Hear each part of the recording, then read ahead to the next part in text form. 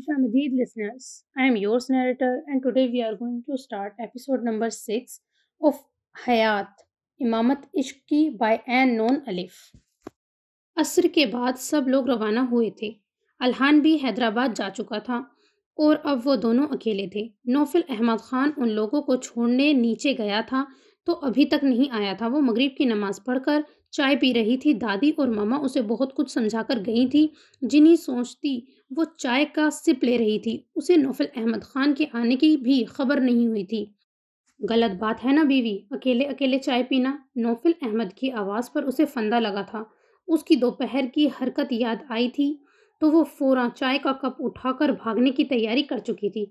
हाँ बीवी, अब नो मोर चिपना, चलो बैठो, कुछ बात करनी है तुमसे। वो उसकी बौखलाहट की परवाह किए बिना उसे वापस अपने साथ बैठा चुका था और अब उसके हाथ से मग लेकर उसकी आधी बची हुई चाय खुद ही पीने लगा था। क्या बात करनी है आपको? उसके बौखलाहट से सवाल करने पर उसके चेहरे पर मुस्कुराहट आई थी जो आज बात बेबात आ रही थी। मुझसे दोस्ती करोगी? नौफिल अहमद उसके चेहरे को देखता मुस्कुरा रहा था। क्यों? उसकी बौखलाहट उरूज पर थी। मबादा वो कोई ऐसी वैसी हरकत न कर दे। और अब तो वो पूरे घर में अकेले थे। क्या तुम्हें अच्छा नहीं लगेगा मुझसे दोस्ती करना? सवाल के बदले सवाल हाजिर था। ऐसी बात नहीं है, पापा ने सुबह बताया था कि मियाँ बीवी दोस्त होते हैं और राजदान भी, और अल्लाह ऐसे लोगों से खुश होता है। उसकी मासूमियत से बताने पर वो फिर बहकने लगा था। उसकी छोटी छोटी बातें भी उसे अंदर तक सुकून पहुंचाती थी, चाहे उनका कोई मतलब हो न हो। अच्छा, और क्या क्या बताया?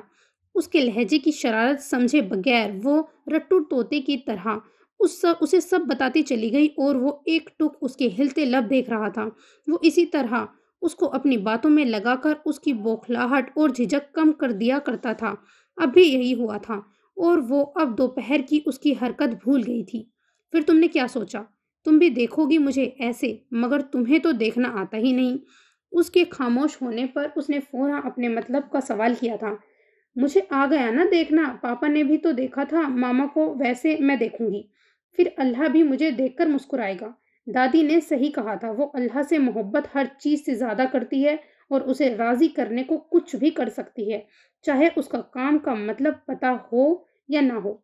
जैसे अब देखने की मानी खेजी को समझे बगैर अल्लाह के खुद को मुस्कुरा कर देखने के लालच में उसे मुस्कुरा कर देखने की कोशिश कर रही थी और वो तो उसकी हर अदा पे पहले से ज्यादा शर्मसार हो रहा था। आप ऐसे क्यों देख रहे हैं? उसकी गहरी नजरों से पजल होती वो उसे टोक गई थी। ताकि अल्लाह मुझे भी प्यार से देखकर मुस्कुराए। वो अब भी मुसलसल उसे देख रहा था। हाँ तो इसे ऐसे मत देखें जैसे मैं देख रही हूँ, वैसे देखें। आप बहुत अजीब से देख रहे हैं। वो मर्दों की मानी खेज नजरों से बिल्कुल बेबहर थी, तभी उलझ रही थी क्योंकि अब तक उसका ऐसी नजरों से सामना नहीं हुआ था, इसीलिए उसके हर बार देखने पर वो उलझ जाती थी। ओके, अब ऐसे नहीं देखता। उसकी बढ़ती उलझन पर उसने अपनी नजरों का जाविया बदला था, फिर नॉर्मल होकर उससे मुखातिब हुआ। तुम मुझे तजवीज सिखाओगी? दादी इन लो बता रही थी। कारियो जैसा अंदाज है तुम्हारा और मैं खुद भी सुन चुका हूँ। जी सिखा दूंगी, मगर उससे तो मेरा मुकाम बड़ा हो जाएगा आपसे, तो फिर आपको मेरी इज्जत करनी पड़ेगी खुद से भी ज्यादा। उसका लहजे पर पुरशरारती था। जैसा अपने घर वालों के साथ होता था ऐसे ही उनकी सरदारनी बनी रहती थी। अच्छा, तो अब किसका बड़ा है? आपका। दादी बता रही थी, शोहर का दर्जा बड़ा होता है और बीवी का छोटा। तो अब तुम्हारा कैसे बड़ा हो जाएगा? वो फिर उसे सवालों में उलझा रहा था। मैं आपको पढ़ाऊंगी तो आपकी टीचर बन जाऊंगी ना, और टीचर का दर्जा माँ बाप से बस एक दर्जा कम होता है, और फिर आपको मेरी हर बात माननी पड़ेगी। जो मैं होमवर्क दूंगी आपको सब करना पड़ेगा, और फिर मुझे बीवी की जगह टीचर कहना पड़ेगा। उसके कहने पर वो बेसाख्ता हंसा था। टीचर तो मैं मान लूं, टीचर तो मैं मान लूंगा और होमवर्क भी सब कर लूंगा, मगर मैं तुम्हें टीचर नहीं बोलूंगा। क्यों? भुएं उचकाई थी। क्योंकि तुम मेरे लिए मेरी बीवी हो और बीवी में ही सब कुछ, और मेरे लिए यही तुम्हारा नाम है, इसीलिए बीवी कहने की रियायत दे दो। ठीक है। उसकी इजाजत देने पर वो खुश हुआ था। वो उसके साथ बच्चों की तरह बातें कर रहा था। तुमने पूछा नहीं बीवी, मैं इतना बड़ा हो गया हूँ और कुरान पढ़ना नहीं आता और ना नमाज आती, اس کے پوچھنے پر حیات اس کی طرف متوجہ ہوئی۔ دادی کہتی ہیں جب کوئی تم سے کسی چیز کا سوال کرے اور وہ جائز ہو تو اس کی وجہ مت پوچھو، بس سوال پورا کر دو اگر پورا کرنے کے قابل ہو تو، کیونکہ پوچھنے سے سوال کرنے والا شرمندگی کے زیر اثر آ جاتا ہے اور ہو سکتا ہے وہ تمہارے پوچھنے سے اپنا سوال واپس لے لے۔ تو میں نے ویسا ہی کیا۔ پڑھاتے ہوئے مجھے خود سمجھ میں آ جائے گا کہ آپ کو کتنا آتا ہے۔ اس پل وہ کہاں سے بھی دوپہر والی حیات نہیں لگ رہی تھی۔ اس کے بڑوں والے معصوم انداز پر اس کا دل چاہا اس کا منہ چوم لے۔ صحیح کہا تھا دادی نے، وہ مومن میں سے ہے۔ تو پھر کب سے اسٹارٹ کریں گے؟ کل سے۔ کل میں سب لے آؤں گا جو پڑھانا ہوگا۔ ٹھیک ہے جی ٹھیک ہے، اور اب میں کھانا بنا لوں؟ میرے لیے بھی بناؤ گی؟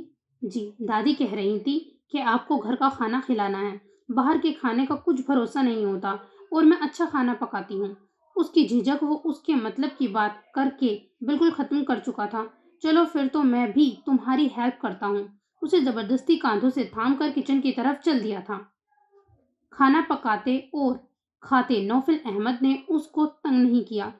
کسی کے فون آنے پر وہ کچھ دیر پہلے باہر گیا تھا۔ وہ عشاء کی نماز اور روزانہ کے وظائف سے فارغ ہو کر سونے کی تیاری کرنے لگی تھی جب اسے یاد آیا تھا کہ اس کا فون نوفل احمد کے روم میں ہے۔ وہ اس کے روم میں آئی تھی، نظر سیدھی اس کے بیڈ پر گئی تھی۔ وہ پھر پلٹنا ہی بھول گئی تھی۔ اس کا گاؤن اس کے بیڈ کے سرہانے بڑی احتیاط سے رکھا گیا تھا۔ جہاں وہ نوفل احمد کے لیے اس کی قربت کا ثبوت تھا، وہیں اس کے لیے وہ بے حجابی کا درد تھا، اور اس کو وہاں رکھ کر نوفل احمد خان ایک بار اور اسے بڑے درد سے دوچار کر گیا تھا۔ کیا ہوا ہے عتیق؟ اتنی ایمرجنسی کال؟ اس کا لہجہ بتا رہا تھا کہ اسے اس کا کال کرنا کچھ خاص پسند نہیں آیا۔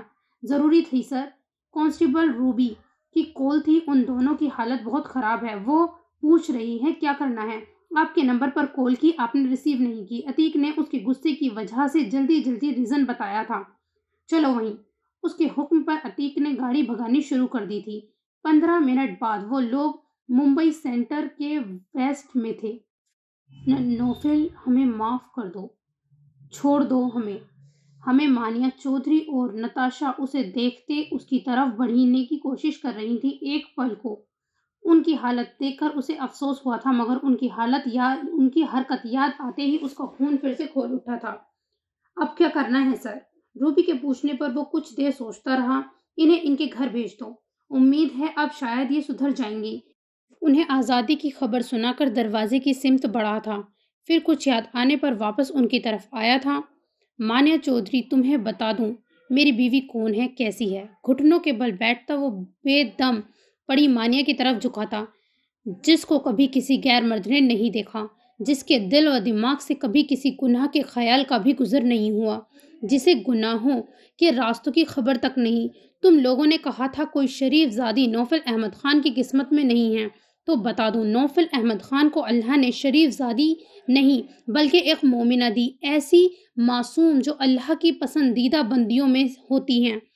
نوفل احمد خان کے لیے اس کے رب کی طرف سے روشنی کی وہ مثال جس کی روشنی سارے اندھیروں کو مٹا دیتی ہے۔ اور جانتی ہو ایسا کیوں ہے؟ کیونکہ حرام کی دنیا میں جانے کے بعد بھی نوفل احمد خان کبھی زنا، شراب کے قریب بھی نہیں بھٹکا۔ اور ایک خاص بات بتاؤں، وہ منال کی سسٹر ہے۔ تم جیسی عورتوں کی وجہ سے نوفل احمد خان جو عورتیں سے اس درجہ نفرت کرنے لگا تھا کہ ان کی طرف دیکھنا بھی اپنی توہین سمجھتا تھا، اور جس لڑکی کو اپنی زوجیت میں بیاہ کر لایا تھا اس سے ایک پل کے لیے بھی نفرت نہیں کر پایا۔ وہ میرا عشق مجازی ہے جو مجھے عشق حقیقی تک لے کر جائے گا، مگر تم جیسے لوگ اس پاکیزگی کو نہیں سمجھتے۔ اب بھی وقت ہے، توبہ کر لو، ورنہ تم لوگوں کی وجہ سے جو میری بیوی نے سہا نا، دل چاہتا ہے تم لوگوں کو بھی اسی اذیت سے گزاروں۔ اس کے سرد اور ٹھنڈے لہجے پر دونوں کانپ گئی تھی اور اپنے ہاتھ اس کے پیروں پر رکھنے کی کوشش کی تھی، جن کے اس کے پیروں تک پہنچنے سے پہلے ہی وہ اپنے پیر ہٹا چکا تھا۔ جانتی ہو جان سے کیوں نہیں مار رہا تم لوگوں کو؟ شاید میری طرح اللہ نے تمہیں بھی ہدایت دینے کا ارادہ کیا ہو، اور دوسری وجہ تمہاری وجہ سے ہی مجھے بیوی ملی ہے۔ اپنی بیوی کے صدقے نوفل احمد خان نے معاف کیا تم لوگوں کو۔ کانسٹیبل روبی، کو ان دونوں کا ایڈریس دیتا وہ اپنی جنت کی طرف چل دیا تھا جہاں اس کی روح رواں موجود تھی۔ وہ یاور قریشی کو بھی آزاد کروا آیا تھا۔ جتنا وہ ان 8 دنوں میں سہ چکا تھا وہ اس کے لیے زندگی بھر کے لیے کافی تھا۔ اس کے قدم اپنی منزل کی طرف جا رہے تھے جن کی سرشاری اس کے مدہوش ہونے کا پتہ دے رہی تھی، مگر قسمت ایک بار پھر امتحان کا ایک چھوٹا سا پرچہ اس کے لیے تیار کر چکی تھی۔ وہ اس گاؤن کو اپنے جسم سے لگا کر دیکھ رہی تھی۔ اس وقت شوق کی وجہ سے وہ دیکھ نہیں پائی تھی کہ کتنا پھٹا ہے، بے پردگی کتنی ہوئی ہے، اور اب دیکھ رہی تھی تو اس کا دل چاہا کہ کاش اس کی روح تبھی پرواز ہو جاتی۔ یا اللہ، تیرے حبیب کے زمانے کی عورتیں تو خود پر کسی نامحرم کی نظریں بھی برداشت نہیں کر پاتی تھیں۔ یا اللہ، اور میں اس بے حجابی پر اب تک زندہ ہوں، تو اتنا ناراض ہے مجھ سے۔ وہ اگر اس کو پہنتی تو بازو اور سینے پر سے برہنہ ہوتی، اور وہ ہوئی تھی، اور اس حال میں اسے مردوں نے دیکھا تھا۔ وہ تو اکیلے میں بھی ننگے سر نہیں گھومتی تھی۔ یہ کیا ہو گیا تھا؟ کیا اس نے ایسا کوئی گناہ کیا تھا جس کی یہ سزا تھی؟ اسے یہ کہاں پتا تھا اس کی یہ آزمائش اس کے شوہر نوفل احمد خان کو اس کے رب سے ملنے والی تھی۔ وہ زمین پر بیٹھتی چلی گئی تھی، پہلے سسکیاں، پھر رونا، اور اب اس کے رونے کی آواز پورے روم میں گونج رہی تھی۔ نوفل احمد خان کی آمد ابھی ہوئی تھی۔ عادت کے مطابق وہ اپنی شرٹ کے بٹن کھولتا حیات کے روم کے بند دروازے کو دیکھا تھا، یعنی وہ سو گئی ہے۔ اسے خود پر غصہ آیا تھا، جلدی جلدی کرتے بھی اسے دیر ہو گئی تھی۔ وہ اسے دیکھنے کی حسرت لیے شرٹ نکالتا اپنے روم میں داخل ہوا تھا، اور اب اس کو جھٹکا لگا تھا جو اتنا زور آور تھا کہ وہ کچھ پل کے لیے ہل بھی نہیں پایا تھا۔ اس کی بیوی فرش پر بیٹھی دہاڑے مار مار کے رو رہی تھی۔ اس کے سامنے تھوڑی دور اس کا گاؤن پڑا ہوا تھا۔ اسے دادی کی بات یاد آئی تھی۔ اس حادثے کا اثر تمہاری زندگی کی حقیقت جان کر وقتی طور پر کم ہوا ہے، کیونکہ اس دن سے وہ خواب میں بس تمہاری تکلیف کو دیکھ رہی تھی اور پھر روتی رہی تھی، مگر پھر سے اس حادثے کی یاد آئی تو اس کا حال پھر پہلے جیسا ہو جائے گا۔ اور اب واقعی نوفل احمد خان کا دل چاہتا خود کو ختم کر لے۔ کاش وہ اس گاؤن کو چھپا دیتا یا کبھی بھی کہیں بھی رکھ دیتا۔ دوپہر وہ نیم اندھیرے کی وجہ سے اور کچھ اس کی بے باکی کی وجہ سے دیکھ نہیں پائی تھی۔ وہ شرٹ کو سائیڈ میں پھینکتا اس کی طرف لپکا تھا جو بالکل روتے روتے فرش پر لگی جا رہی تھی۔ بیوی، اسے فرش سے اٹھا کر بیڈ پر لایا تھا۔ بیوی، نو، اب اور نہیں۔ اسے اپنے سینے سے لگاتا وہ چپ کروا رہا تھا جو اس کا سہارا پا کر اور شدت سے رونے لگی تھی۔ میں نے کبھی بھی کسی کو بھی ایسا نہیں بولا۔ کبھی بھی آپ اپنے پردہ کرنے پر گھمنڈ نہیں کیا۔ پھر ایسا کیسے ہوا؟ مجھے اس نے ایسے حال میں دیکھا، اور آپ نے بھی۔ رونے کی وجہ سے وہ بول بھی نہیں پا رہی تھی۔ اس کی گرفت بڑھتی جا رہی تھی اور اس کے ساتھ ہی اس کا تڑپنا۔ بیوی، اس نے نہیں دیکھا تمہیں، بالکل بھی نہیں دیکھا۔ اس حال میں اس نے تمہیں سمجھی تم؟ وہ صرف تم سے بدتمیزی کرنا چاہتا تھا اور اس کا فوکس بھی اسی پر تھا۔ تم پر دھیان نہیں تھا اس کا۔ تم کتنی بے حجاب ہو اسے پتہ نہیں۔ اس کا چہرہ اپنے ہاتھوں میں تھام کر وہ زور زور سے بول رہا تھا۔ چپ، اب بالکل خاموش۔ اسے چپ نہ ہوتے دیکھ کر اب اسے غصے سے بولا تھا، جس کی خاطر خواہ اثر ہوا تھا۔ وہ اس کے ہاتھوں میں ہی سسکیاں لے رہی تھی جس سے اس کا پورا وجود ٹھٹک کر رہ گیا تھا۔ غور سے سنو اور یقین کرو، اس نے نہیں دیکھا تھا تمہیں، کیونکہ تمہیں اس حال میں دیکھنے اور تمہاری طرف بڑھنے سے پہلے ہی میں نے اس کے پیر پر گولی ماری تھی۔ اور رہا میں تو ہاں، میں نے دیکھا تھا تمہیں اس حال میں، اور میرے دیکھنے سے تمہاری بے پردگی اور بے عزتی نہیں ہوئی، اور نہ کبھی ہوگی، کیونکہ میں شوہر ہوں تمہارا۔ تم کسی بھی حال میں کیسے بھی لباس میں میرے سامنے آ سکتی ہو اور میں دیکھ سکتا ہوں تمہیں۔ اس سے اللہ بھی ناراض نہیں ہوگا، اور وہ تم سے ناراض نہیں تھا، اسی لیے تو میں اکیلا ہی اس روم میں پہنچا تھا۔ پھر اس کے بعد میں نے تمہیں مکمل چھپا دیا تھا، سب سے، خود سے بھی۔ تمہارے کپڑے میں نے خود بدلے تھے، کیونکہ عورت کا عورت سے بھی پردہ ہے، اس کے سوائے اس کے شوہر کے، اس کا ہر کسی سے پردہ ہے۔ اس لیے میں نے خود ہی بدلے تھے تاکہ تمہیں اس حال میں کوئی عورت بھی نہ دیکھے۔ تو کوئی بے حجابی نہیں ہوئی۔ اس کی تیز آواز پر وہ سہم گئی تھی، مگر اس کی باتوں کو غور سے سنا تھا اور وہ اسی لیے زور سے بول رہا تھا تاکہ وہ مکمل اس کی آواز سنے۔ اس نے مجھے چھوا بھی تھا۔ کیسا کانپتا لہجہ تھا اس کا۔ نوفل احمد خان خود کو حد درجہ تکلیف میں محسوس کر رہا تھا۔ وہ جتنا اس کو بہلا کے رکھتا تھا، کچھ چیزیں پھر پھسل جاتی تھیں جو اس کی بیوی کے لیے تکلیف کا باعث بن جاتی تھیں۔ تمہارا گاؤن جتنا بھاری اور ورکیبل تھا، آستینوں سے بھی ٹرپل کپڑا اس میں لگایا گیا تھا۔ اس کے لمس کی گرمی تمہارے وجود تک نہیں پہنچی، اور جو اس کے ناخنوں کی کھروچ تمہاری گردن پر لگی وہ بھی اس کے لمس میں نہیں تھی۔ ایسی کھروچ تو کسی بھی جانور کے نوچنے سے لگ جاتی ہے۔ تمہارا اللہ تم سے اتنی محبت کرتا ہے، وہ تمہیں ذلیل نہیں کر سکتا۔ تمہاری فیملی کی دعائیں ہر پل تمہارے ساتھ ہیں۔ کوئی ذلیل نہیں کر سکتا تمہیں، اور جس نے ایسا کرنے کی کوشش کی اس کو اس کی سزا ملی ہے کہ زندگی بھر دوبارہ ایسے کرنے کا سوچے گا بھی نہیں، سمجھی تم؟ اس کے غصے سے پوچھنے پر اس نے اسبات میں سر ہلایا تھا۔ اس کی سخت گرفت اور غصے سے خائف ہوتی وہ بمشکل اپنی ہچکیاں روک سکی تھی جس سے وہ پوری طرح کانپ رہی تھی۔ لب کچھ کہنے کی چاہ میں فڑفڑا کر رہ گئے تھے۔ وہ کسی بے بسی سے اس کی طرف دیکھ رہی تھی۔ یہ نوفل احمد خان کی برداشت کی حد تھی۔ اگلے پل وہ اس کو آزاد کرتا کھڑا ہوا تھا۔ اس کے ایسا کرنے سے وہ بے جان ہوتی بیڈ پر لیٹنے کے انداز میں گری تھی۔ اگر نوفل احمد اس کا رونا نہیں روکتا تو شاید وہ بے ہوش ہی ہو جاتی۔ تمہارے 3 مجرموں کو سزا مل گئی ہے، چوتھے کو نہیں ملی، اسی لیے میں تمہاری اس تکلیف کا مداوع نہیں کر پا رہا ہوں۔ تمہارا سب سے بڑا مجرم میں ہوں۔ اگر میں اس دن تمہاری بات مان لیتا، تمہارا خوف سمجھتا اور تمہیں وہاں نہ لے کر جاتا، اور اگر لے گیا تھا تو تمہیں چادر سے آزاد نہ کراتا، اگر میں ایسا کرتا تو تمہارے ساتھ یہ سب نہ ہوتا، اسی لیے اصل سزا کا حقدار میں ہوں۔ اس کی باتیں سنتی وہ بالکل خوف سے پیلی پڑتی کیا کرنے والا تھا وہ؟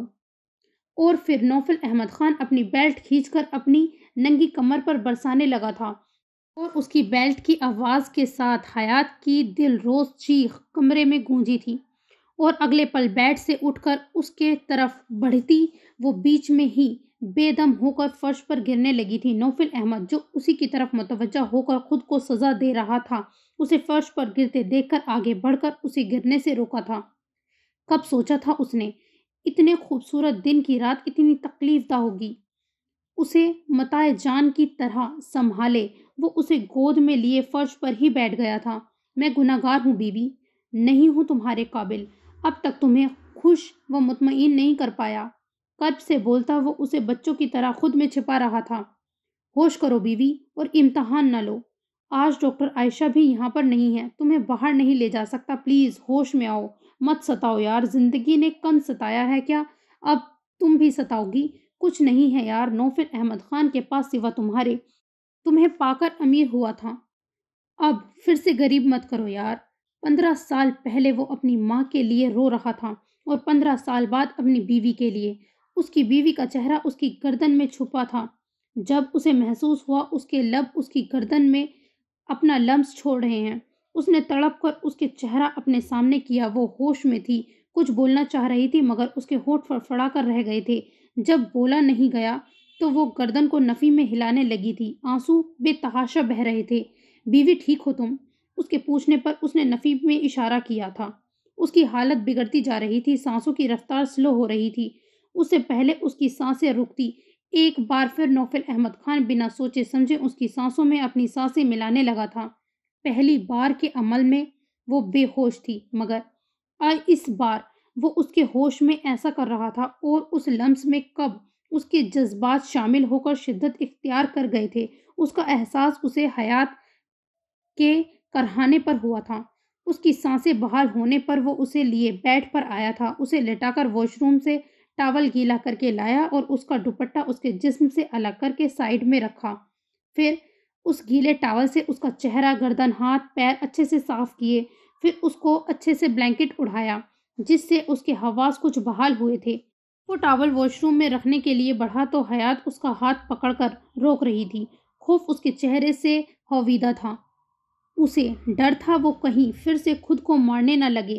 اس کی نفی میں گردن ہلانے اور اس کی بیلٹ کی طرف نظر ڈالنے سے وہ سمجھ گیا تھا کہ وہ اس کو کیوں روک رہی ہے۔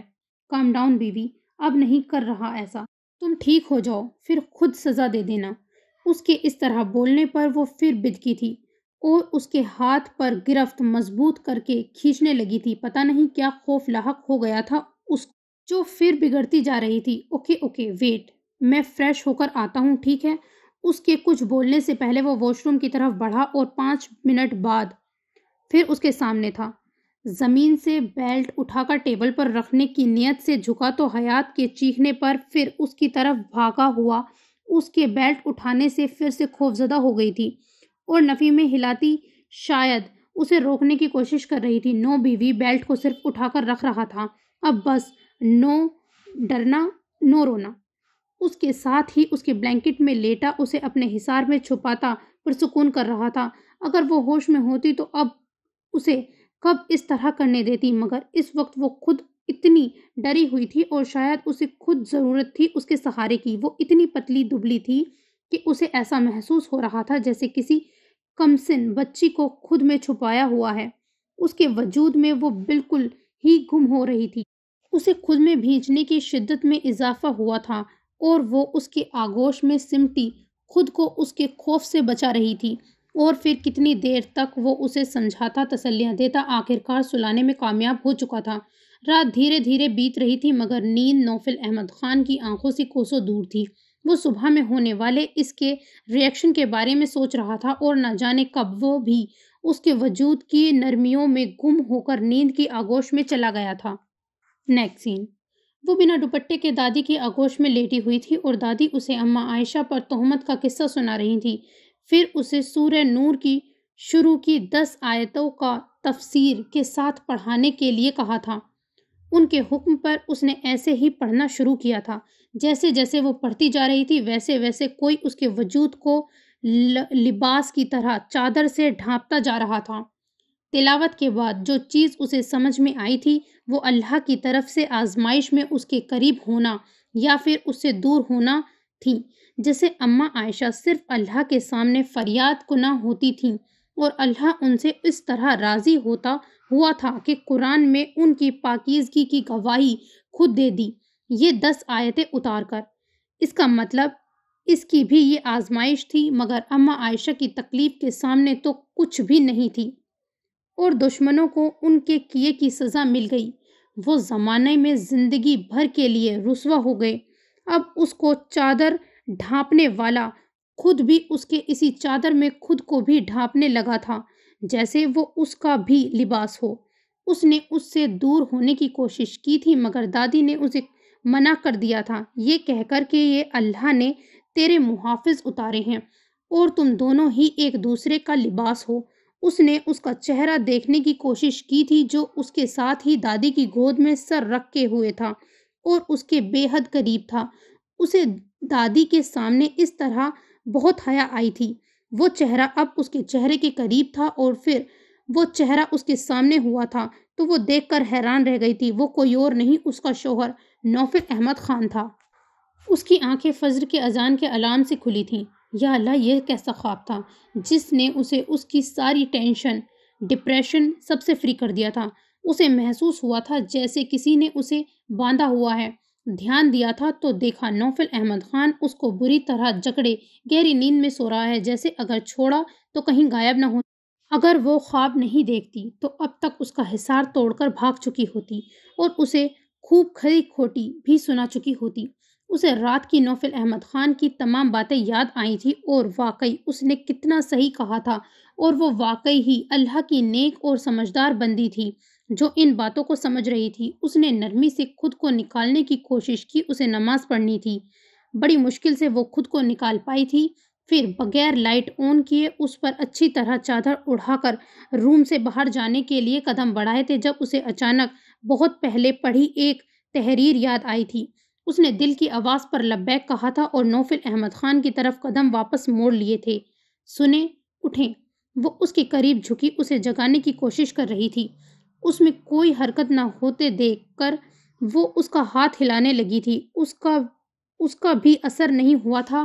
اس کے پیر کو ہلایا تھا یا اللہ اب کیسے اٹھاؤں، نماز میں بس آدھا گھنٹہ باقی ہے۔ اس نے جھنجھوڑتے ہوئے اس کے ماتھے پر ہاتھ رکھے تھے اور دباؤ بڑھایا تھا جب نوفل احمد خان ایک نہایت گرم لمس کی حدت سے آنکھیں کھول گیا تھا۔ مندی آنکھوں سے اسے دیکھا تھا اور اپنا تخلیل سمجھتا مسکراتا ہوا پھر سے آنکھیں بند کر گیا تھا، مگر جب اسے اپنے وجود میں کوئی کمی محسوس ہوئی تو جھٹکے سے آنکھیں کھول کر دیکھا تو بیڈ پر خود کو اکیلا پایا۔ بیوی ماتھے پر رکھے ہاتھ کو پکڑتا وہ اٹھ بیٹھا تھا۔ سائڈ ٹیبل لیمپ جلایا تھا۔ بیوی تم ٹھیک ہو؟ اس کے ساتھ کھڑا ہوتا وہ اسے چھو کر دیکھنے لگا تھا۔ نیند سے اٹھ کر بھی اسے اس کی فکر تھی اور اسے صحیح سلامت دیکھ کر اسے اپنے سینے سے لگایا تھا۔ صبح صبح اس افتاد پر وہ بوکھلا کر رہ گئی تھی۔ میں ٹھیک ہوں، پلیز چھوڑیں، میں آپ کو نماز کے لیے جگا رہی تھی۔ آپ بھی نماز پڑھ لیں، وقت بہت کم بچا ہے۔ خود کو اس کی گرفت سے آزاد کرانے کی کوشش کرتی وہ اسے وقت کا احساس دلا رہی تھی۔ تمہیں بخار ہے بیوی، دیکھو کتنی تپ رہی ہو۔ رات کی حالت اسے واقعی تیز بخار میں مبتلا کر گئی تھی۔ وہ گرم وجود رات بھر اس کی باہوں میں رہا تھا، پھر بھی اسے پتہ نہیں چلا کہ اس کی بیوی بخار میں تپ رہی ہے۔ خود پر افسوس کرتا وہ اسے محسوس کرا رہا تھا، میری نماز قضا ہو جائے گی، اللہ ناراض ہو جائے گا، پھر آپ کو بھی گناہ ملے گا اور مجھے بھی، پلیز بعد میں دیکھ لینا، ابھی چھوڑیں۔ اس کی روحانسی آواز پر وہ اسے آزاد کر گیا تھا۔ اوکے جاؤ جلدی پڑھ لو، پھر ناشتہ کر کے میڈیسن لینی ہے۔ آپ بھی نماز پڑھ لیں پلیز، دادی کہتی ہیں فجر کی نماز بنیاد ہے دن بھر کی خوشحالی اور سکون کی۔ فجر کی نماز کی پابندی ہمیں منافقت سے بچاتی ہے، پڑھ لیں آپ بھی جلدی۔ اس کے اتنے معصوم انداز میں سمجھانے پر نوفل احمد خان پورے 15 سالوں کے بعد اپنے رب کے سامنے جھکنے جا رہا تھا، وہ بھی اپنی بیوی کے لیے۔ وہ نہیں جانتا تھا اسے نماز یاد بھی ہے یا نہیں، مگر وہ وضو بنانے چلا گیا تھا اور حیات دوسرے روم میں جہاں اس کا سامان رکھا ہوا تھا۔ مصلی تو تھا نہیں، اسی لیے اس نے چادر بچھا کر نماز پڑھنی شروع کی۔ اسے لگا تھا کہ وہ کچھ بھی نہیں پڑھ پائے گا، مگر 15 سالوں بعد اسے مکمل نماز یاد آ گئی تھی، جیسے وضو کرتے ہوئے وضو کی سنت فرائض سب یاد آ گئے تھے، یعنی وہ خود اللہ کو بھولا تھا، اس کا رب اسے ایک پل کو بھی نہیں بھولا تھا، اور پھر وہ اپنے رب کے سامنے اپنا حال دل بیان کرتا چلا گیا تھا۔ وہ نہیں جانتا تھا وہ کتنا رو رہا ہے، اسے بس اتنا پتا تھا آج وہ صحیح غم گسار کے پاس آیا ہے۔ کتنی دیر تک وہ ایسے ہی اپنے رب کے سامنے بیٹھا رہا، اور بے شک اللہ نے خود فرمایا جو نہایتی مہربان اور رحم کرنے والا ہے، اپنے بندوں کی ایک ہی پکار پر لبیک کہنے والا ہے۔ کوئی ایسا رب جو اتنی غفلت کے بعد بھی تمہیں اپنے در پہ نہ صرف بیٹھاتا ہے بلکہ تمہیں نوازتا بھی ہے، جو تم سے صرف تمہارے لیے محبت کرتا ہے جس کی حد ہی کوئی نہیں۔ وہ 1 گھنٹے بعد حیات کے روم کی طرف آیا تھا۔ وہ مصلی پر سجدے کی حالت میں تھی، وہ بھی اس کے قریب بیٹھ گیا۔ بیوی اس کے سجدے میں رکھے ہاتھ پر اپنا ہاتھ رکھتے ہوئے بولا تھا۔ تب اسے کرنٹ لگا تھا، اس کا بخار بڑھ گیا تھا۔ اس نے فوراً ڈاکٹر عائشہ کو کال کی، وہ ابھی تک نہیں آئی تھی مگر اسے انسٹرکشنز دے چکی تھی۔ وہ اس کو اٹھا کر ہال میں لایا تھا اور صوفے پر لٹا کر اس کے ماتھے پر آئس پیک رکھا تھا۔ ہاتھ اور پیر کو الگ الگ ٹھنڈے پانی کے باؤل میں ڈالا۔ 20 منٹ بعد وہ اس کے لیے صحت مند ناشتہ تیار کر چکا تھا، جو شاید پھولوں کی کھیر پر مبنی تھا۔ بیوی چلو اٹھو، اب بہت آرام ہو گیا، جلدی ناشتہ کرو، بخار کم ہو گیا ہے۔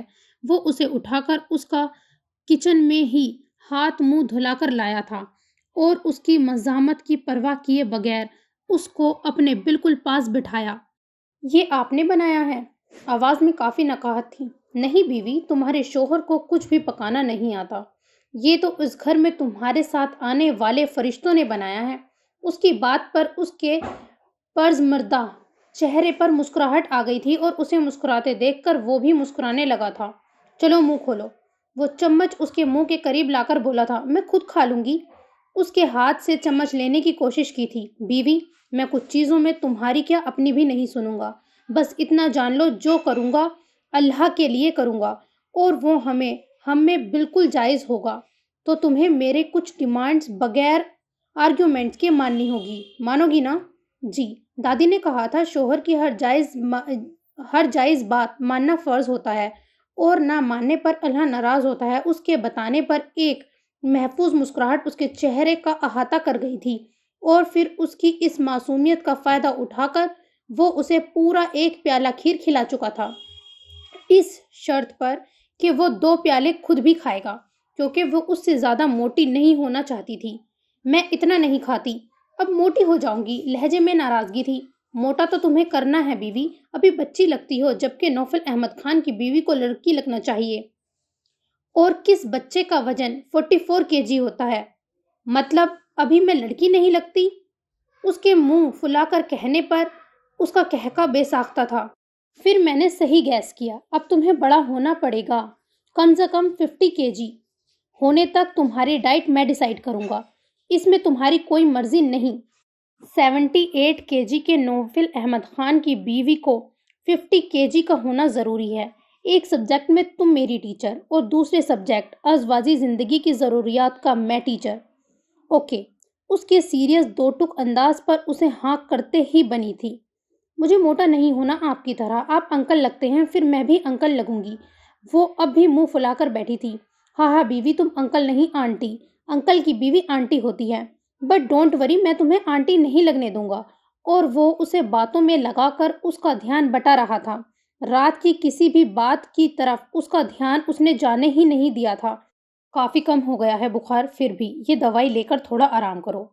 مگر اس دوائی سے نیند آتی ہے بہت، کوئی سرپ دے دیں۔ اس دوائی کو دیکھ کر اس نے منہ بنایا تھا۔ ابھی یہ لے لو، بعد میں سرپ۔ گولیاں اس کے منہ میں ڈالتا وہ پانی کا گلاس اس کے منہ سے لگا گیا تھا، جس سے اسے دوائیاں نگلنی پڑی تھی۔ یہ میں اٹھا لوں گا، اب تم آرام کرو۔ اسے دسترخوان سمیٹتا دیکھ کر اس کا ہاتھ پکڑ کر روکا تھا۔ اگر بیماری میں کام کو بالکل اگنور کرتے ہیں تو بیماری زیادہ محسوس ہوتی ہے۔ ہلکے پھلکے کام کرنے کی کوشش کرنی چاہیے، اس سے جسم سست نہیں ہوتا۔ رسانیت سے کہتی وہ سامان اٹھا کر کچن میں رکھ آئی تھی۔ اتنے تیز بخار کے بعد صرف 1 گھنٹہ اس کی محنت سے اس کی بیوی کی پزمردگی کس حد تک کم ہو گئی تھی۔ ہر چیز کا علم ہے بیوی تمہیں، مگر شادی شدہ زندگی کے تقاضوں سے بالکل ہی انجان ہو۔ اس کے بارے میں سوچتا وہ اس کے پیچھے ہی کچن تک آیا تھا، جہاں وہ اب کچن کا پلیٹ فارم صاف کر رہی تھی۔ کمزوری ابھی بھی اسے کافی تھی۔ جی، اور اب میں جاؤں، نیند آ رہی ہے۔ اتنی بدتمیز ہے یہ دوائی، 10-15 منٹ بعد ہی نیند آنے لگتی ہے۔ آپ کو پتا ہے، 1 ہفتے سے کھا رہی ہوں، ایک دم سست فیل کر رہی ہوں، اب بالکل نہیں کھاؤں گی، بوجھل آواز سے کہتی وہ اس کا جواب سنے بغیر اپنے روم کی طرف بڑھ گئی تھی، اور وہ کتنے ہی پل اس کی معصومیت پر مسکراتا رہا تھا، پھر اپنے کمرے کی طرف بڑھ گیا تھا۔ اب اس کے زخموں میں اکڑ پیدا ہو رہی تھی۔ کچھ ہی دیر ہوئی تھی اسے لیٹے ہوئے، جب اچانک اسے رات کا ایک اذیت ناک منظر یاد آیا تھا، اور وہ بغیر سوچے سمجھے نوفل احمد کے کمرے کی طرف بھاگی تھی۔ دوائی کے اثر سے قدموں میں استقامت نہیں تھی، پھر بھی وہ اس کے روم میں داخل ہو گئی تھی۔ بیوی، سب ٹھیک ہے؟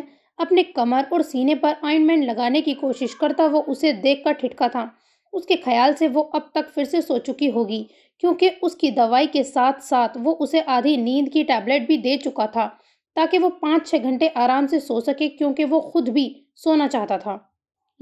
وہ اس کے سینے اور کمر کی سرخ نشانوں کی طرف اشارہ کر رہی تھی۔ آنسو پھر بہنے لگے تھے، تکلیف کی شدت سے اس سے بولا بھی نہیں جا رہا تھا۔ لگا دو بیوی، لگ ہی نہیں رہا ہے، وہ ٹیوب اس کی طرف بڑھا کر بولا تھا۔ کچھ توقف کے بعد حیات وہ ٹیوب لے کر لگانے کی کوشش کرنے لگی تھی۔ 4-5 بیلٹ کے نشان تھے جو کافی سرخ ہو رہے تھے، جیسے ان سے ابھی خون چھلکنے لگ جائے گا۔ آپ کو درد ہو رہا ہے؟ آواز کی لرزش واضح تھی، اس کے ہاتھوں کی کپکپاہٹ وہ بغیر دیکھے محسوس کر سکتا تھا۔ ڈاکٹر عائشہ نے بتایا تھا اسے وہ فزیکلی کافی کمزور تھی، اسی لیے بہت سی چیزیں اس سے برداشت نہیں ہوتی تھیں جو بے ہوشی یا بیماری کی صورت اختیار کر جاتی تھی۔ 8 دن میں وہ اور بھی کمزور ہو گئی تھی، مگر اب نوفل احمد خان کو اسے فزیکلی پریپیئر کرنا تھا اور مینٹلی بھی۔ درد نہیں ہے بیوی، جلن ہو رہی ہے بس۔ درد تو بس پہلی بار ہوا تھا۔ آپ نے ایسا کیوں کیا تھا؟ تاکہ مجھے بھی سزا مل جائے۔ جانتی ہو نا، کسی کو بے حجاب کرنا، اس کی چادر اتارنا بڑا گناہ ہے، اور اس لڑکی کی چادر اتارنا جو شرعی پردہ کرتی ہے تو اور بھی بڑا گناہ ہے نا؟ آخر میں اسی سے سوال کیا تھا، جواب اس کے سینے پر کریم لگا رہی تھی۔ اس کے پوچھنے پر اس نے ہاں میں سر ہلایا تھا۔ مگر پھر بھی آپ کو نہیں کرنا چاہیے تھا۔ مجھے بچا کر آپ اپنی غلطی سدھار چکے تھے، اور اب آپ سوئیں گے کیسے؟ دونوں طرف سے زخم ہے۔ اسے واقعی ہی اس کی فکر ہو رہی تھی۔ تم سلاؤ گی نا تو سو جاؤں گا۔ اس کی فکر پر وہ نہال ہو رہا تھا۔ میں کیسے سلاؤں گی؟ وہ حیران ہوئی تھی۔ جیسے میں نے سلایا تھا، مگر میں زخمی نہیں تھی۔ آپ کو بہت پین ہوگا سونے میں۔ تمہیں میری فکر ہو رہی ہے؟ اس کے پوچھنے پر اثبات میں سر ہلایا تھا، اور نوفل احمد خان اس کے جواب پر آنکھیں بند کر گیا تھا۔ کیا ہوا؟ بہت درد ہو رہا ہے؟ اس کے زور سے آنکھیں میچنے پر اسے رونا آیا تھا۔ اگر اتنے زخم اسے لگتے تو وہ درد سے ہوش میں بھی نہیں آتی۔ اس کے آنسو اس کے ہاتھ پر گرے تو وہ آنکھیں کھول اسے تکنے لگا تھا، جو اس کی طرف دیکھنے سے گریزاں تھی، شاید اس کی شرٹ لیس ہونے سے۔ بیوی، یقین کرو مجھے یہ زخم تکلیف نہیں دے رہے، مگر تمہارے آنسو جان لیوا ہیں یار۔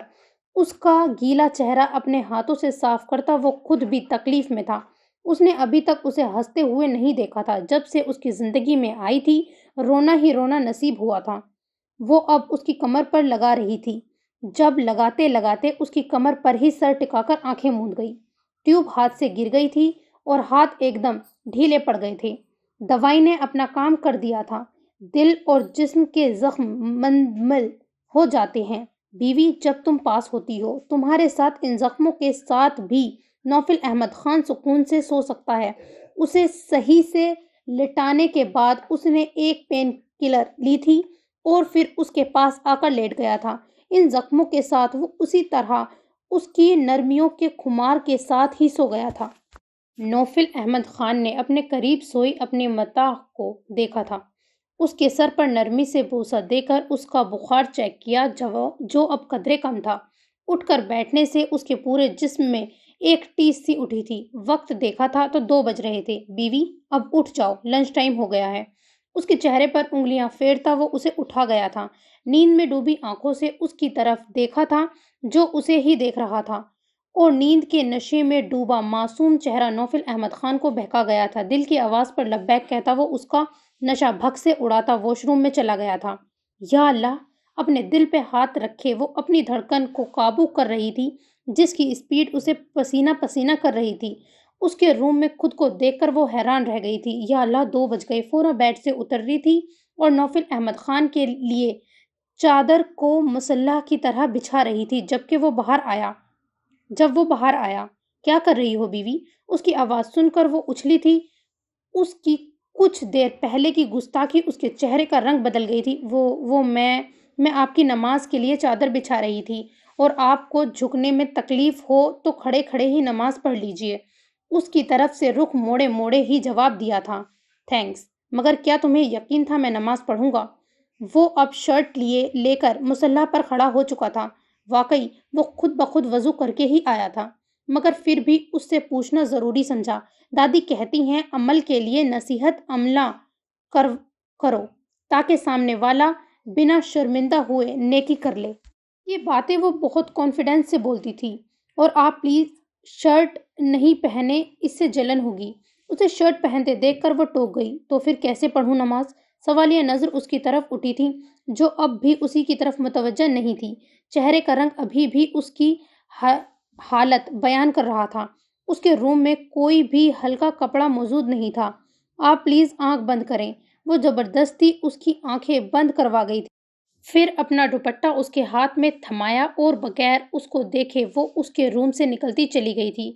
اس کی حالت دیکھ کر اس نے بھی اسے روکنے کی کوشش نہیں کی، اور کچھ دیر اس کی بیوی کے وجود کو چھپانے والا پردہ اب اسے چھپا گیا تھا، اور اسے محسوس ہوا تھا جیسے اس نے حیات کو اپنے گرد لپیٹ لیا ہے، اس کے حصار سے خود آزاد کرتا۔ وہ نماز کی طرف متوجہ ہو گیا تھا، اور آنے والے دنوں میں دونوں میں کس حد تک بے تکلفی ہو گئی تھی وہ اسے اب اپنے ہی روم میں شفٹ کرا چکا تھا۔ وہ بھی اب اس کی عادی ہوتی جا رہی تھی، یا پھر نوفل احمد خان خود کا عادی بنانا جانتا تھا۔ وہ اس کے کھانے پینے کا اتنا خیال رکھنے لگا تھا کہ 2 ہفتوں میں ہی اس کا وزن 2 کلو بڑھ چکا تھا۔ اپنے ساتھ ساتھ اس کی بھی ورزش کرواتا، کبھی اپنی شدتوں سے اسے سرخ کر دیتا، کبھی اس سے معنی خیز باتیں کر کے جج کرتا۔ جس سے وہ بھی اب کسی حد تک اس رشتے کو سمجھنے لگی تھی۔ وہ اس کے ساتھ نماز کی پابندی کرنے لگا تھا، روزانہ کچھ نہ کچھ سیکھتا رہتا۔ 15 سال پہلے جو سبق اس کی ماں نے پڑھایا تھا سب پھر سے ازبر ہو گیا تھا، مگر آج بھی وہ اپنی ماں کا نام نہیں لیتا تھا۔ حیات کے آنے سے اس کی زندگی صحیح ٹریک پر آ گئی تھی، مگر دونوں کے رشتہ میں دوری ابھی بھی تھی۔ وہ اس کی معصومیت کو برقرار رکھتے ہوئے دھیرے دھیرے اس رشتے کے قریب لا رہا تھا، اور آج کل وہ نیا بزنس کرنے کی تگدوں میں تھا۔ ان دونوں میں کوئی اظہار نہیں تھا، پھر بھی دونوں مطمئن تھے۔ ایک کو اس کا عشق مجازی روک رہا تھا تو دوسرے کو اس کا عشق حقیقی، اور یہ ملن تبھی واقع ہونا تھا جب ایک ہوتا جس کے لیے ابھی وقت درکار تھا۔ اللہ اللہ، ایسے اپنے ٹیچر کو گود میں بیٹھا کر کون پڑھتا ہے؟ آپ بالکل بھی اچھے اسٹوڈنٹ نہیں ہیں۔ وہ نوفل احمد خان کے زبردستی خود کو اس کی گود میں بیٹھانے پر چڑ بھی رہی تھی اور بوکھلا بھی رہی تھی۔ تمہارا شوہر بیوی اس سے شرارت کرتا، آج وہ اسے بوکھلائے دے رہا تھا۔ ایسے کیسے پڑھاؤں گی؟ مجھ سے نہیں ہوگا پلیز، وہ منمنائی تھی، مگر وہ ایسے اپنے حال میں الجھانا جانتا تھا۔ پڑھانا تو پڑے گا بیوی، اور تم تو اچھی بیوی ہو، اللہ کو راضی کرنے والی۔ اس کے روحانسے انداز پر اس کی ناک دباتا وہ اسے اسی طرح قائل کرتا تھا۔ اللہ پوچھے گا نا مجھ سے کہ گود میں بیٹھا کر کون پڑھاتا ہے، تو میں کہہ دوں گی آپ نے زبردستی بیٹھایا تھا، آپ کو قرآن پڑھا رہی ہوں، پھر بھی بچوں کی طرح گود میں بیٹھاتے ہیں۔ ہاں ہاں ہاں، بٹ میں بچی سمجھ کر نہیں، اپنی بیوی سمجھ کر بیٹھاتا ہوں۔ دور سے مجھے آواز نہیں آتی ہے نا تمہاری، اسی لیے قریب کرنا پڑتا ہے۔ چلو اب پڑھاؤ مجھے۔ اتنے دن سے پڑھا رہی ہو، یہ تو بتایا ہی نہیں کہ تجوید یا مخارج وغیرہ ضروری کیوں ہیں۔ اب وہ سوال کر کے اس کا ذہن اس طرف سے ہٹانے کی کوشش میں تھا۔ بتاؤ بیوی، کیا تمہیں نہیں پتا؟ اس کی کنفیوژن سمجھتا وہ اسے اکسا رہا تھا۔ الحمدللہ پتا ہے مجھے، سب سے پہلے ہمیں یہی بتایا گیا تھا۔ چلو پھر شروع ہو جاؤ۔ اس کے کہنے پر وہ اسے بتانے لگی تھی، کیونکہ اللہ نے قرآن میں ہی فرما دیا، قرآن کو اس کی ترتیل کے ساتھ پڑھو، قرآن کو اس طرح پڑھو جیسا کہ اس کا حق ہے، یعنی اللہ نے جیسا اتارا ویسا ہی پڑھنا فرض ہے۔ آپ کو پتا ہے بغیر مخرج نکالے قرآن پڑھنا گناہ ہے، کیونکہ اس سے قرآن کے معنی بدل جاتے ہیں، اور قرآن میں تبدیلی بڑا گناہ ہے، اور آج ہم یہی کر رہے ہیں۔ وہ اسے حرف کی ادائیگی کے ساتھ سمجھا رہی تھی، بالکل ایک استاد کی طرح، اور وہ ایک ٹک اس پر نظریں جمائے بہت غور سے سن رہا تھا، اور جب وہ اس کو بتاتی تھی تب وہ اسے نہیں الجھاتا تھا، اتنا لحاظ اسے بھی تھا۔ اسے 15 حرف، ایسے 15 حرف ہیں جن کے مشق بہت ضروری ہیں، ورنہ ایک دوسرے کی جگہ پڑھ کر ہم پورے قرآن کے معنی کو بدل دیتے ہیں، پھر کہتے ہیں ہم تو قرآن پڑھتے ہیں مگر کوئی فائدہ ہی نہیں ہوتا۔ معنی تبدیل کر کے جیسا پڑھتے ہیں اللہ ویسا ہی تو دیتا ہے۔ اپنے استاد کی بات اس نے ہو بہو اس کو بتائی تھی۔ بہت سے لوگ ایسے ہیں جن کے بہت کوشش کے بعد بھی یہ الفاظ نہیں نکلتے، ان پر کوشش کرنا فرض ہے، ورنہ گناہ گار ہوں گے، اور پھر بھی نہ نکلے تو لاچاری۔ اللہ پوری امت کو توفیق دے قرآن کو صحیح پڑھنا سیکھنے کی، یہی تو بہترین عادت تھی اس کی۔ ہر اچھی بات بتانے کے بعد وہ پوری امت کے لیے دعا کرتی تھی، اور نوفل احمد خان تو بس اس کو سنتے رہنا چاہتا تھا۔ تمام تر بچوں جیسی عادتوں کے باوجود دینی علم میں اس کا انداز دل میں اترنے والا ہوتا تھا۔ آپ سے ایک بات کہوں؟ امید بھری نظریں اس پر ٹکائی تھی۔ جتنی ہیں سب بولو بیوی، ساری اجازتیں ہیں تمہیں اپنے شوہر کو کچھ بھی کہنے کی، پوچھنے کی۔ اس کے معاملے میں ایسا ہی تو ہو گیا تھا۔ وہ آپ ایک نظر قرآن کسی اچھے قاری کے سامنے کر لیں، انشاءاللہ پھر کوئی دقت نہیں رہے گی، انشاءاللہ۔ اس کو اپنے حصار میں قید کرتا وہ اس کے کاندھے پر سر ٹکا گیا تھا، جس سے حیات اور نروس ہو رہی تھی، مگر کچھ کر نہیں سکتی تھی۔ اس معاملے میں وہ اپنی ہی منواتا تھا۔ اور دوسرا حکم بیوی؟ اس کے سوال پر اس نے کچھ دیر سوچا تھا، اور یاد آتے ہی اس نے فوراً پوچھا تھا، آپ کی عمر کتنی ہے؟ اس کے سوال پر حیران ہوتا وہ اسے جواب دے گیا تھا، 27 سال۔ آپ نے کتنی عمر تک مکمل 5 وقت کی نماز پڑھی؟ 12 سال۔ اور پورے 15 سالوں تک میں نے ایک بھی نماز نہیں پڑھی۔ اب کے لہجے میں کچھ شرمندگی تھی۔ اس کی گود میں بیٹھی وہ اب اس کے فون میں نمازوں کا حساب لگا رہی تھی۔ نمازیں آپ کی باقی ہیں، اگر روزانہ ایک ایک دن کی قضا کریں گے تو 32,850 پورے 15 سالوں میں ادائیگی ہوگی۔ دو کریں گے تب بھی 7-8 سال لگیں گے، اور زندگی کا بھروسہ ایک پل کا بھی نہیں۔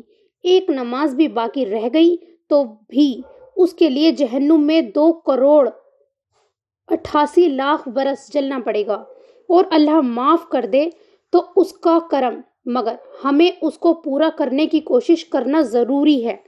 اب وہ مکمل اس کی استانی بنی ہوئی تھی، اور وہ واقعی خود کو اس کا اسٹوڈنٹ سمجھ رہا تھا۔ اور ان نمازوں کا فدیہ ہوتا ہے پورے 15 لاکھ۔ وہ منہ پر ہاتھ رکھتی ہوئی بولی تھی، آپ کے پاس 15 لاکھ روپے ہیں؟ اب کے چہرے اس کی طرف کر کے سوال کیا تھا۔ اس وقت میرے پاس 10 کروڑ روپے ہیں بیوی۔ اس کے بتانے پر وہ آنکھیں پھاڑے اس کو دیکھ رہی تھی۔ 10 کروڑ؟ مگر اس میں فلموں کے کتنے ہیں؟ وہ اس کے حساب کتاب بالکل بھی سمجھ نہیں پا رہا تھا، لیکن جواب اسی کی طرح دے رہا تھا، یہ سارے فلموں کے ہی ہیں بیوی، اور ان نمازوں کا یہ فدیہ میں 15 کیا 30 دے دوں گا۔ نہیں، آپ ان پیسوں کا فدیہ نہیں دے سکتے۔ انفیکٹ آپ یہ پیسے ثواب کی نیت سے استعمال بھی نہیں کر سکتے۔ کبھی کسی کو حرام کام میں ثواب ملتے دیکھا ہے؟ واٹ؟ تو ان پیسوں کا کیا ہوگا بیوی؟ کیا سیریسلی تم یہ یوز نہیں کرنے دو گی؟ وہ شوکڈ ہوا تھا اس کے بتانے پر۔ نہیں، آپ ان کو اپنے استعمال میں نہیں لا سکتے، مگر سنیں، وہ کچھ پوچھنے والی تھی جب اس کا فون پر دادی کی کال آئی تھی۔ اس کا سوال ادھورا رہ گیا تھا جو نوفل احمد خان کو یاد رہنے والا تھا۔ وہ جب تک پوچھتا نہیں تھا کیونکہ اس کی بیوی کا ہر سوال گہرے مسائل میں ڈوبا ہوا ہوتا تھا۔